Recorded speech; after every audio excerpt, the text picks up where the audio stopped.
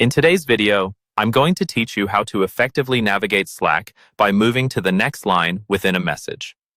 When it comes to online communication, especially in a bustling workspace like Slack, it can be incredibly beneficial to have neatly organized messages. This can help with clarity and make sure important points don't get lost in a long, unformatted text.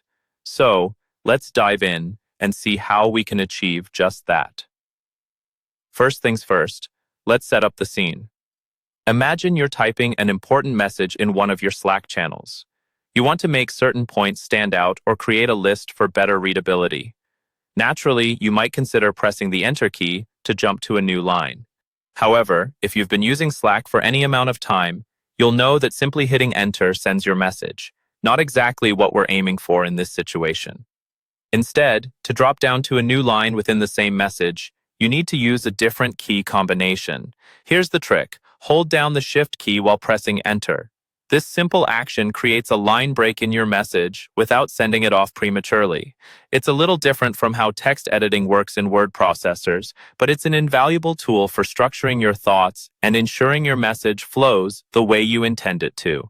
Remember, using Shift plus Enter allows your message to be neatly arranged and makes it easier for your colleagues to read and understand the information you're presenting. Whether you're listing out key priorities for a project, making detailed notes, or adding any form of multi-line content, this shortcut is a lifesaver. It maintains the context within a single message bubble rather than sending scattered bits that can disrupt the flow of communication. Additionally, if you're working on long-form content that requires frequent line breaks, take your time to practice this Shift plus Enter combination. It's intuitive once you get the hang of it, and soon enough, it'll be second nature. This feature isn't just about aesthetics, it's about enhancing communication, ensuring your message is easily digestible and stands out for its clarity.